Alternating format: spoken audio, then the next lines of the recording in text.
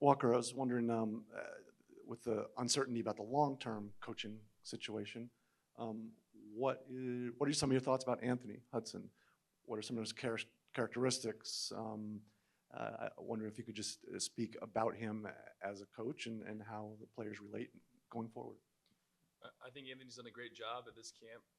Obviously, we have himself and other staff who are continuing kind of the process that we were in under Greg in terms of how we play, our ideas, and so it allows for an ease of us to understand those kinds of ideas and principles. So he's done a great job of that from the coaching standpoint, and then in terms of welcoming younger players to the program, being very clear in our expectations on and off the field, he's been phenomenal. So yeah, it's not an easy job for him, but he's doing an amazing job so far at this camp.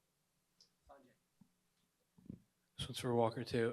Walker, you were in a few camps under Dave Sarachan during, somewhat of an awkward time for the program. Could you reflect on what you think needs to happen during this next phase for the program, the next 6 months? Like, what was positive about that, and now being a leader within the group, what you can apply to the next 6 months?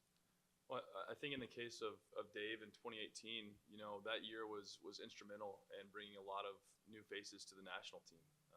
This camp is another opportunity to do that. I think the difference, however, is we are still continuing our style of play, the way that we've worked over the past 4 years in this cycle. And so, again, guys are coming in, they're learning. We have a clear plan in terms of what we as players are expected to do on the field. And so, from that standpoint, that's just a continuation of things for us. And we're focused on, continuing to implement those things that we've learned. Ari, mi pregunta en español es para Jesús. Hola Jesús, te habla Juan Camilo Vargas de Caracol Televisión Colombia. Quiero saber qué sensaciones tiene de cara a enfrentar a su selección, a su país por primera vez, vistiendo la camiseta de los Estados Unidos. ¿Y qué saben de Colombia? Porque es una convocatoria totalmente distinta en un proceso que apenas comienza. Gracias.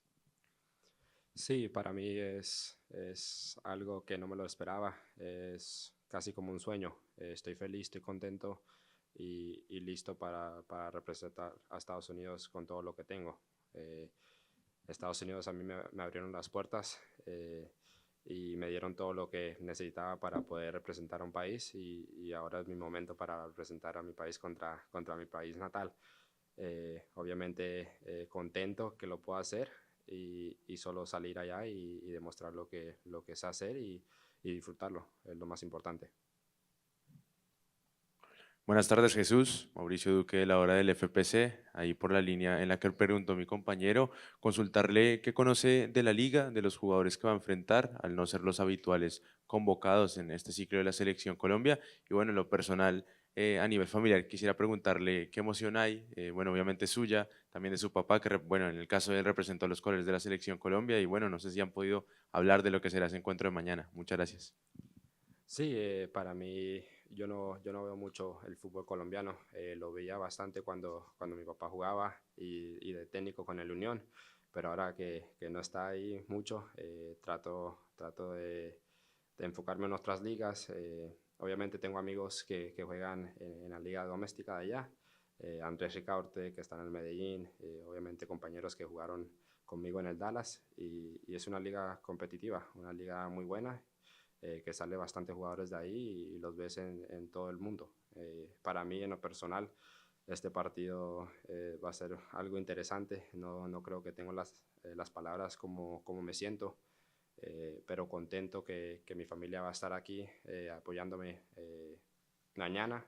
Y obviamente es una decisión que tomé hace 3 años y muy contento con mi decisión. Creo que a mí me abrieron las puertas cuando lo necesitaba lo más y muy feliz que pueda representar a Estados Unidos mañana. Question for Walker. You had, I think, 8 players made their debut the other night. How do you think that group sort of handled the moment? And then for both of you guys, how big is it for the U.S. to have a chance to play in the Copa America in 24?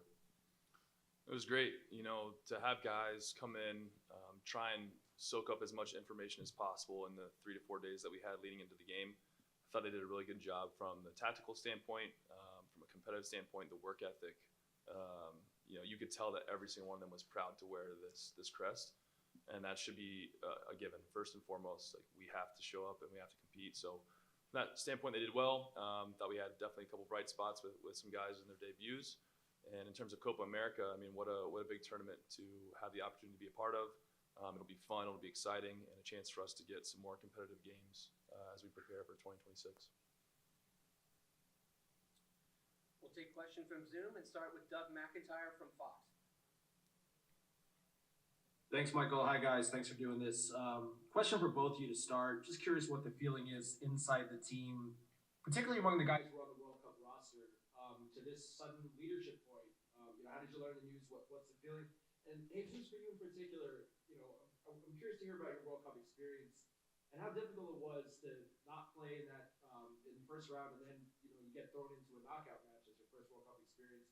Now that you look back, some time has passed. How do you sort of process all that? Thanks so much.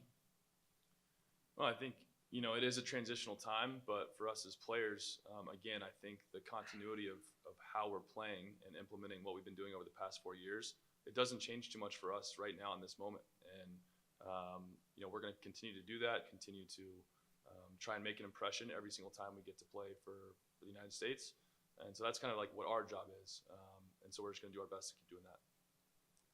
Yeah, for me, my World Cup experience was amazing. I think that everybody kid's dream is to make it to a World Cup, no matter what role you play. And so I was just happy and excited to be able to be a part of the U.S. and especially represent my country at a World Cup. Next will be Henry Bushnell. Thanks, Michael. Question for, I guess, Walker, but Jesus, you can feel free to answer this as well. U.S. Soccer said yesterday that in addition to trying to replace Ernie Stewart and/or Brian McBride, they're going to evaluate the whole leadership structure of the program, above and beside the head coach. I'm just wondering, from your perspective, Brian or maybe even Ernie communicate with you guys? Like, did he have a hands-on either in camp or out of camp? Did you have a hands-on role? Were you working much directly with him at all? I think both Ernie and Brian have been great within the program. I know the structure is changing, but when they were in camp, they were definitely guys that we could talk to, have conversations with about what was their playing experience, how things were going with the youth teams, just how they were keeping connected. And so for us, the question about was it communicated to us? Ernie was very considerate enough to bring a couple guys aside the night before the announcement, express his thanks to us. With our relationships with him, and informed us of the news, and that'd be announced the next day. So always two upfront guys, amazing. Their playing careers, the characteristics that they embody, their passion for U.S. soccer, that's never been in doubt, and we can feel that from them. So they've been great every time they're in camp. Next will be Jonathan Tannenwald. Thanks, Michael, and thanks to both of you guys for the time. Walker, I think this is probably more for you than obviously. Welcome to answer. It expands on the Copa America subject. I know you took a question about it a moment ago, but how much of another sort of North Star and direction does it give everybody to say, hey, this is something we can look forward. It helps maybe clear the minds a little bit of everything. Everybody's talking about everything. How much does having that now there to look at help it? Yeah, I think it's massive. For us, knowing after Qatar ended, we were all of us looking at the schedule, going, okay, like what are our fixtures going to look like over the next 3.5 years? And we knew we had to play in big games. We had to play in big tournaments. And so the opportunity to have Copa America here in the United States, play against some of the best from CONMEBOL, I mean, it's huge for us. And you're right, it is something to look forward to. We do have Nations League coming up, Gold Cup coming up, which are titles that we're trying to defend, but it definitely adds that element of big games, big pressure, and a great kind of tune-up prior to 2026. We'll come back in the room and back to your left. Jesús, un gusto. Para Colombia, el Parche del Fútbol. Mi nombre es Jorge Martínez. La pregunta es, después de la buena sensación que dejaron futbolísticamente en el Campeonato Mundial de Qatar, vuelven y se reúnen, y después de eso ustedes piensan que cuál va a ser el techo, cuál es el objetivo que se trazan, las primeras palabras del entrenador respecto a estos 4 años que se vienen para ustedes, y obviamente hacer una buena presentación acá de locales. Sí, para nosotros siempre queremos mejorar. Cada partido que juguemos queremos hacer un buen papel y seguir mejorando. Creo que, como usted lo dijo, hicimos un buen papel en el Mundial, pero obviamente nos dejaron las ganas de seguir y hacer un mejor papel. Para futbolistas, uno no quiere salir de esa manera de un Mundial, uno quiere llegar hasta una final y poder ser campeón. Eso no se pudo y nosotros regresamos a casa y mejoramos. Creo que tenemos un grupo de jugadores aquí que están listos, tienen hambre para ganar cosas y aprender y estamos listos para lo que se viene, que va a ser bastantes partidos. We'll take two more questions and continue with Joseph de Hippolito. Thanks, Michael. Gentlemen, this is for both of you. What kind of an impression has Gaga Solina made in camp, and what makes him unique from the goaltenders you have either played against or with? I think we've all kind of heard the stories about Gaga and his maturity for his age, and that's something that I can definitely say I've seen from him. You know, he's the guy who is up early, cup of coffee, crossword out, probably reading all the newspapers in hand, and is like doing all of his prep work, his activation, and his post-training rehab. Like, he's just a really good professional, and it's hard to see that kind of maturity from someone so young. And so we're wishing him all the best as he continues to try and grow his game in Europe. But I think he's a guy who's been very professional from the first time that he's represented the United States.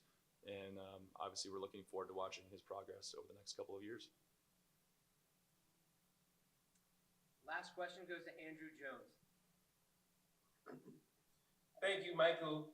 First, for both of you too, have you had any contact with Rick Verholzer since the World Cup, and with any contact with Gio Reyna? And for you, Jesus, how was that time at the LA Zoo and that experience for you as you continue to enjoy the Zoo Island Road? Yeah, of course. You know, they were such a big part of what we were doing in Qatar. Definitely have had contact with both. For me, it's, you know, Gio's in our fantasy football chat. Like, we talked throughout the rest of the football season. Greg obviously, you know, was amazing for us and played such a big role in Qatar. So, yeah, it's not a non-issue for us to keep in touch with them. We're friends, we're close. So yeah, kind of a non-issue for us. For me, the LA Zoo was a place where I went out there and enjoyed it. You know, I love animals. I like learning about animals, and anytime that, you know, I could experience an experience like that, I'm always grateful for the opportunity that they gave me. And, you know, it's always exciting to go out there and learn more about animals.